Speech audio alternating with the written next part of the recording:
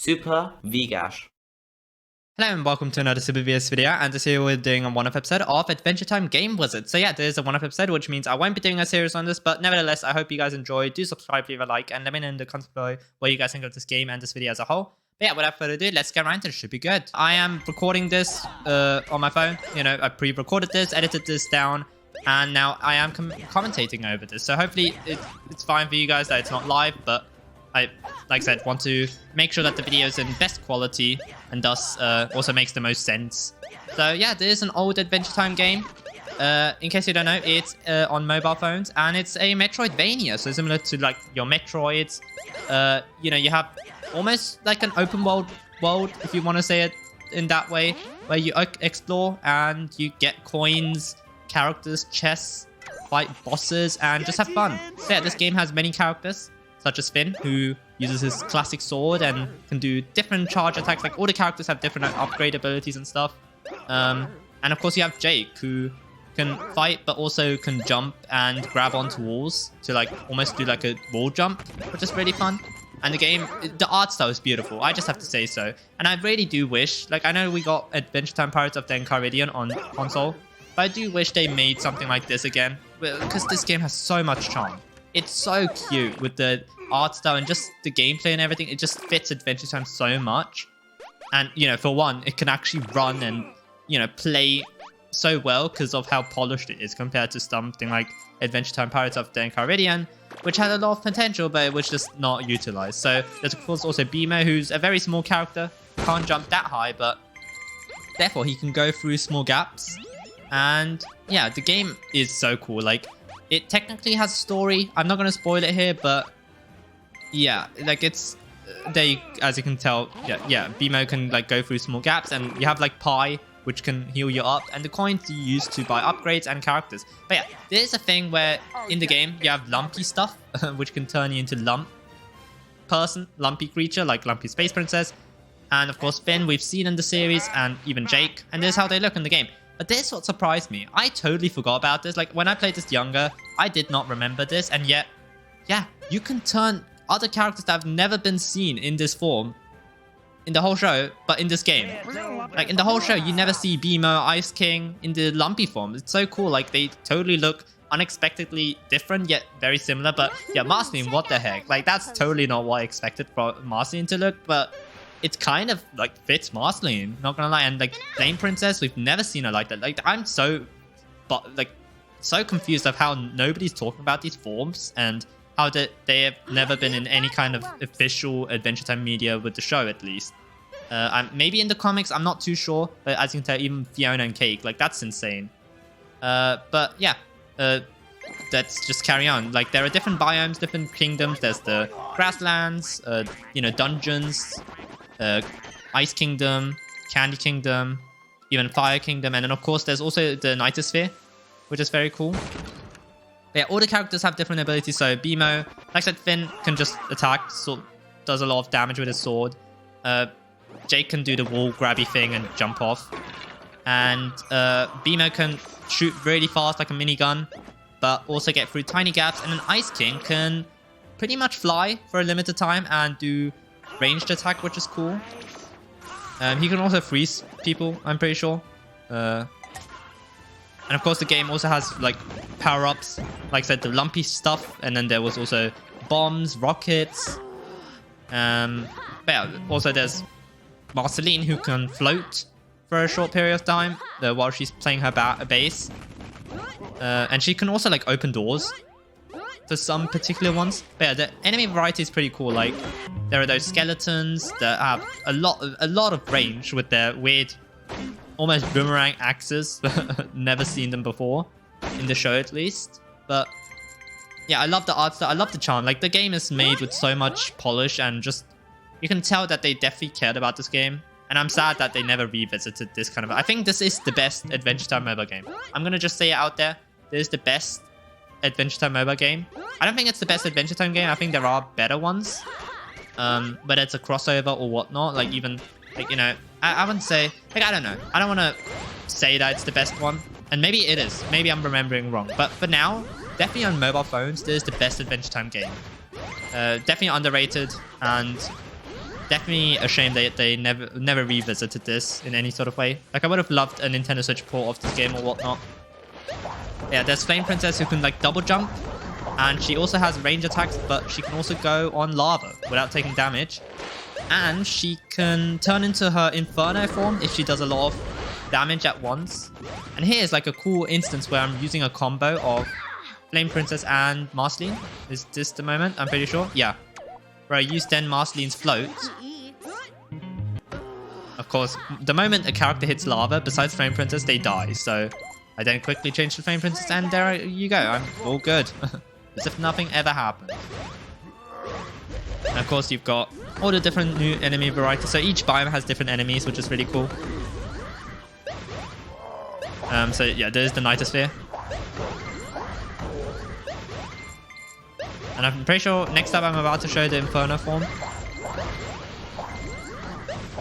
Like, look at that. That's so sick. I love that.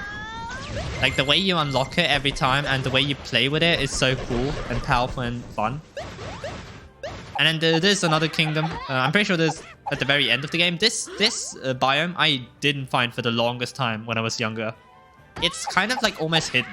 But yeah, this is one of the last areas, and yeah, I'm playing as Fiona and Cake, which is really cool. So Fiona and Cake is an interesting character. I feel like they might have not been in the original game and might have been added as an update, because they really do feel like extra characters. Because Fiona and Cake makes sense. They're a mixture of Finn and Jake, but into one character. Plus with the added addition of Fiona and Cake being able to climb, which is really cool. Sometimes it does kind of get annoying when Cake tries to auto climb, but besides that, you know, it's very cool. I do like that. But yeah, the game does have a lot of puzzles, and just in general, when you're exploring, you have to deal with enemies and just try and find your way. It's a casual Metroidvania. I'm not into Metroidvanias, but the way Adventure Time did it in here, it's just so fun, and I love Adventure Time, of course. So yeah, in case you don't know, Adventure Time is my favorite like show. I love it. Yeah, I grew up with it, and yeah, this game is definitely almost like a dream game. A game, you know, that's so perfect. Definitely had more potential, but you know, for sequels or whatnot, but still was such a cool moment. So yeah, the game also has like a customizable arcade mode where you can like create your own maps out of certain assets that are already in the game. And here you can tell I've made a BMO specific maze, which is really cool. Like, I love this game, dude. It's so fun. It is weird because this was one of the custom maps I made, yet when I was replaying it, all the chests and everything were open already. So I guess I didn't reset it, but just do believe me that some of the things here might not be correct. Like the chest being open there. It was supposed to be closed because I was supposed to get a key from here. But I didn't reset the level, so I guess that doesn't obviously work here. And I'm pretty sure I showed... yeah, there we go. Another level. Here, there's almost like a...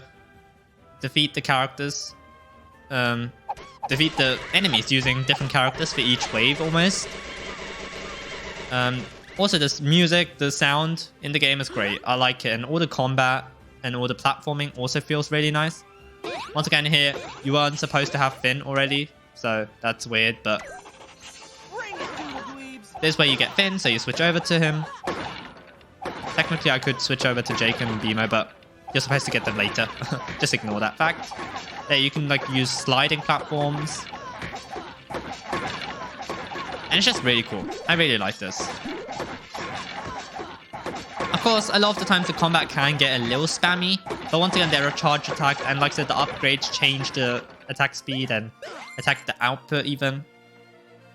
So you can definitely get stronger and weaker depending on how you fight. And of course, there we unlock Jake. And the assets you have is great. Like, the only complaint I would say is that the game has bosses that you can't refight unless you restart the game, save file. And I've restarted the save file on this game so many times just because of how fun it is to try and 100% complete it. And purely just fighting the bosses is so much fun. Yeah, I do wish you could add bosses into your custom games, as well as, you know, just refight the bosses in the main story mode without needing to completely delete the save file and stuff. But hey, it's all a lot of fun. I enjoy it. Like I said, the art style is great. And Of course, there is a lot of reused assets and models, but it's to be expected, you know. Like, there's no reason to create completely new Candy Kingdom backgrounds, even though you can clearly see it's a loop. It's not necessary because it's not, you know, game breaker or anything. It serves its job.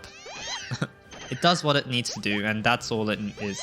Yeah, this part is kind of just trying to get to the end of the level, despite having all these springy stuff push you away.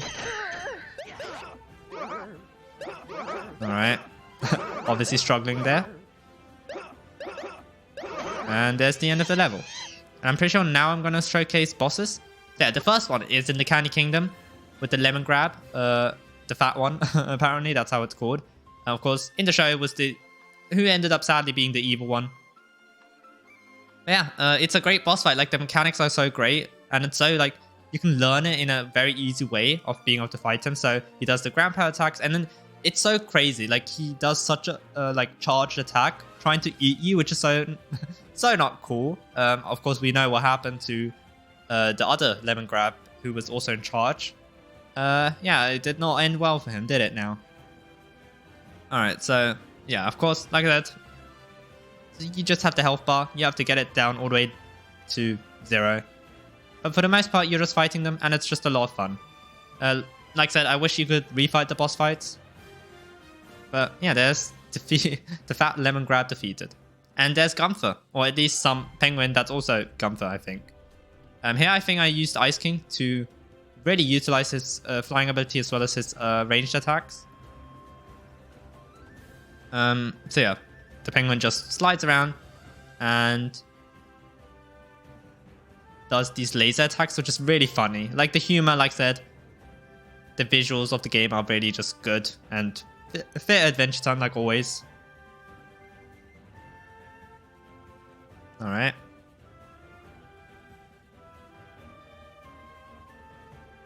You also have to, like, avoid the icicles at the top. But hopefully there is background music right now, because, yeah, I forgot to record the audio for the boss fights. Alright, let's see.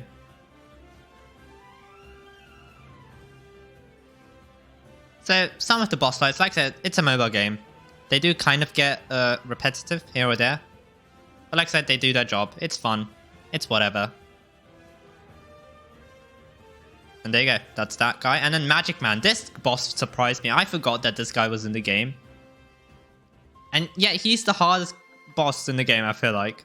He's just kind of unpredictable. Yet also kind of annoying because of how he's always floating / flying. So you can't just easily be on the ground and attack him. Of course, here's an exception because of Finn being right next to him. But normally he's floating, so you have to jump and attack. So I think characters like Ice King work way better because they can almost like fly and then quickly do ranged attacks. I think I try... Okay, no, I give Ice King another chance. I'm pretty sure I switch characters because Ice King might die or something. And like I said, the controls are great. You, on your left side, you move around, and then on your right side, you can jump and attack, which is all very nice. And of course, you can also customize that a little bit, I think, in case you don't like it that way.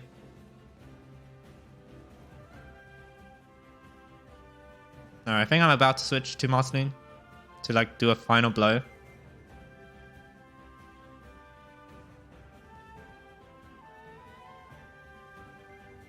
Alright. Of course, trying to avoid the pink stuff, which I failed at. And there you go, that's him defeated. And of course, one of the other final bosses, like there's one more boss, but I don't want to spoil him in case you guys don't want to know. But yeah, one of the other bosses is Hudson Abadir. Is that his full name? I always forget some of the names, but yeah, Marceline's dad, which is great. He's, I think, one of the cool bosses that I really like because he's just it fits his character so much. And that's exactly what I would expect from a boss fight like him. And of course, I use Flame Princess over here, which is very funny and handy, especially with her Inferno ability. But yeah, he spawns in these portals. I actually don't know till this day what the portals do. But I guess they spawn in enemies, that's my guess. That's all I can think of. But yeah, down here I go for healing, because obviously that was what it was meant to be, in case you needed some healing. Yeah, the game never gets too hard. I do have to be honest. Like, I do wish the game was a little harder. But But nevertheless, it's still a lot of fun and I enjoy it. And yeah. Let's see. Almost done. And defeated. Alright, so yeah, I hope you guys enjoyed this video of me checking out Adventure Time Game Wizard.